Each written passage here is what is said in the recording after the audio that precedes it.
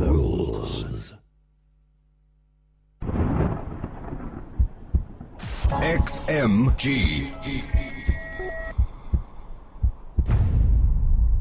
Well, that's the problem against Zerg. If you just do harass but you lose all your units, it's completely inefficient. Yeah. You need to be able to put pressure like right after you harass on Zerg. He is expanding at the same time, which is the other option. Build up your own economy just as quickly as they can. But he won't be able to really defend that, I think. Yeah. A lot of missiles going up right now. Actually, XlorD will be able to let those missiles complete, but we do have a lot of Zerglings coming. We have a couple of Hellions. We need perfect micro. Well, so far so good at least. These Lynx might be able to take out one turret or two. Baning's being morphed in now at once. One turret did go down. Second turret is going down now as well. Only 3 turrets remaining, but that's still enough. We have the Mutant right now attacking this relatively undefended natural expanse from the Muslim. He should have a Thor out at some like he was building a Thor earlier. Oh, there it is. Yeah. The Mutant is actually right now taking a lot of damage, but this is something XlorD can actually afford itself. Well, okay, that's a little pretty horrible control, yeah. There, but he has infestors on the way. He doesn't seem to be a very mutacentric Zerg player. He just uses them to buy time for his infestors. He could definitely have done much more damage there. Yeah. Just wasting like 40 Zerglings against 4 aliens. 72 drones he did right kill now. 2 turrets though. Well, yeah, like 1. 2. 72 SCB. No. Oh, and a counter. Did he lose us to Hellions while we were watching the other harass? There were no drones there. Yeah, 8. He killed 8. The Muslim killed 8 drones once again. DeMuslim's actually not in bad shape right now. Really? He's established 3 base, pretty much equivalent economy. Hive is half done. The problem is DeMuslim still has no infrastructure. He can't really produce units that are going to be doing a lot of damage. Yeah, he's going to go for mass metal, but it's not going to be so nice as soon as infestors with neural parasite come out. And the Hive is on the way too. Shouldn't he just be going battle cruisers, man? I actually kind of thought he might after I saw the opening. Oh, really? No, but battle cruisers are so bad now after the patch. Like, I mean, it's nice they're like really fast, but fast and useless. They're not that useless against Protoss, in my opinion.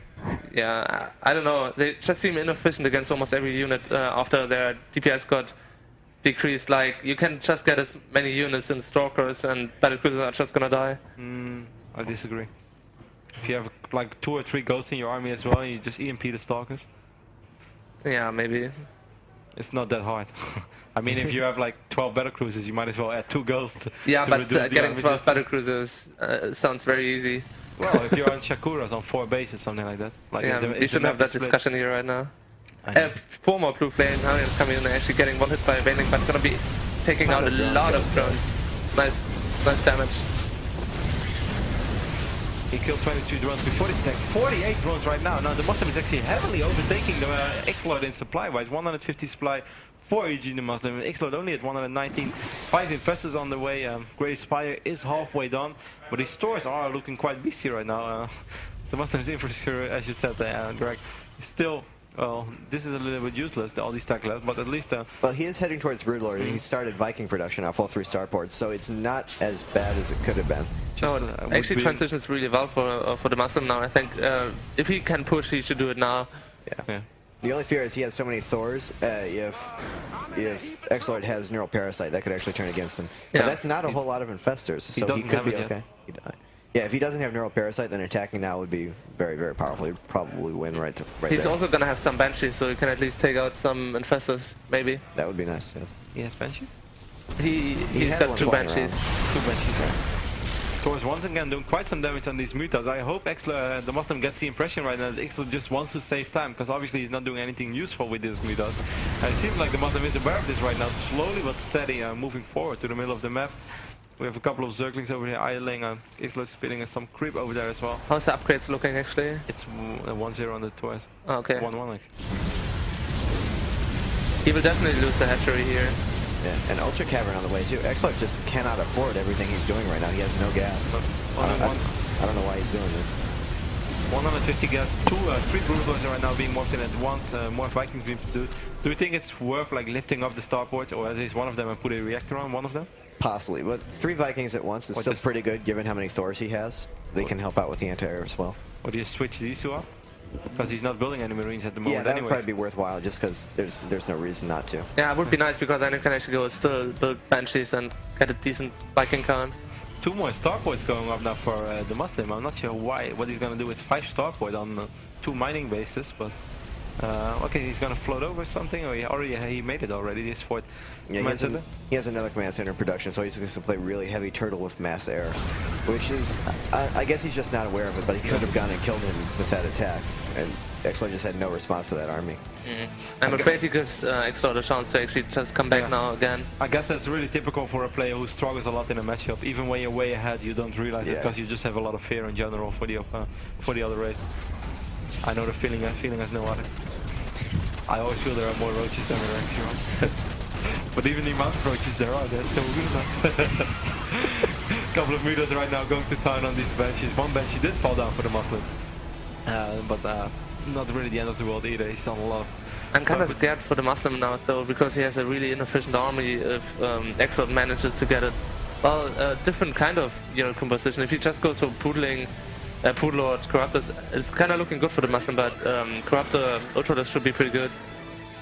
Yeah, he does have the Ultra Cavern now, but nope, he's still continuing Corruptor production, and he hasn't started any Ultras yet. So, I don't know. It really just depends on how many Vikings he gets up, because those stores are not particularly good in any situation it's going to happen. No, so be careful with the benches as well. With so many corruptors right now, are we going to see any corruption? Yes, we do see corruption, but it didn't matter that much. Brooklyn is in a little bit of trouble right now. First, Brooklyn does fall down.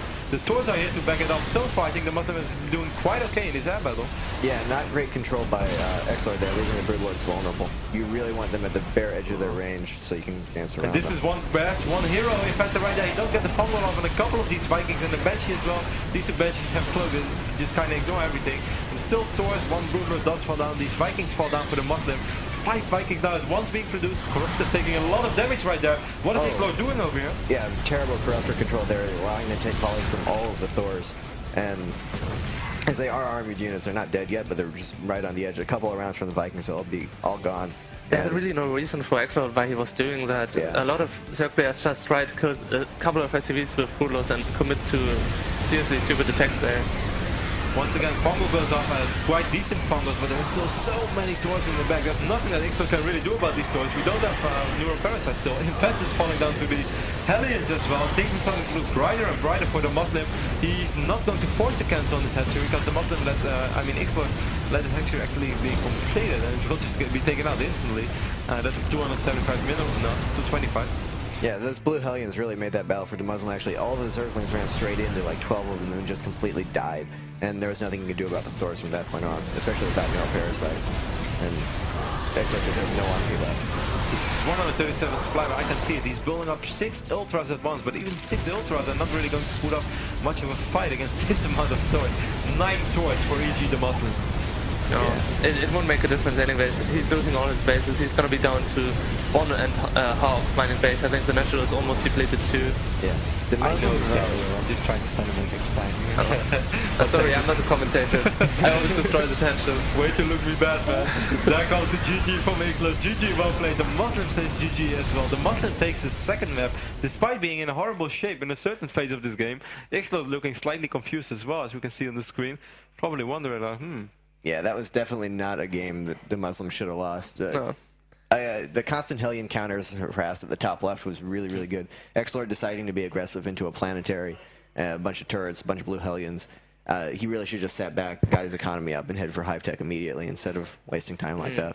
He looked a little bit like a player who's really strong in the early and mid game, but is too unexperienced for late game situations. He didn't really know what to do anymore. Yeah. A couple of miscontrol as well, certainly in the air battles with the Mutas and Corruptors. That didn't really go as planned. Yeah, that didn't help at all, no. No. We are waiting for the third map right now. I'm not sure. I think they did tell us the maps, so I kind of forgot about them, so I'm sorry for that one. We'll see. The third map was... I don't know, wait, I talked with DeMusliM with him about the maps right before the game, but I forgot what the third one was. Oh yes, this gives us a little bit of time to actually mention a couple of the bundles as well. You can take a look at taketv.net. This is Take's new website. Even if you don't speak German, just take a look at it. Support Take. Support this awesome tournament that has been put together. Because so far it's been great fun, though. Oh yeah, it's been a great tournament. Like I really don't think that anything like this has ever been done. No, not really. Not on this scale, certainly. Even the other home story cups. Yeah, there's from I wasn't there, but it doesn't look like it was nearly as good as this. No, definitely not. So support Take, even if you don't speak German, just take a look at his site. You can like him on Facebook as well, then just search for taketv.net. But what I want to say is if you go to taketv.net/partner, you will find a couple of special bundles. We can see them on the screen right now. The Rocket Kulo, the Rocket Apure, which is a cord holder. Are you using a cord holder, correct? Yeah, I do. I just have the generic Mouse Bungee brand thing. All right. Well, you were not supposed to name any brands, man. We're promoting Rocket here. I think they went out of business anyway, so they're obviously not as good as the Rocket one. Thank you, Greg. Save the day. And yeah, there's another very cool bundle as well between with the new Rocket, not that new anymore, but the Rocket Kova and the Rocket Alumic. We can see them there. The Kova Plus, that's the mouse that can talk. Every time you push a button, it will say the amount of DPI. Sounds very useful to become a pro gamer. Yeah. It's like if you don't know how much DPI you have anymore, you know, you can click on the mouse, it's like 3,200 DPI. Like, wow, I'm fast. So yeah, just take another look at the website taketv.net/partner and you can read all about these bundles. It's a special price. You won't find it anywhere cheaper. Pinky promise. I'm always honest. So yeah, take a look at that one.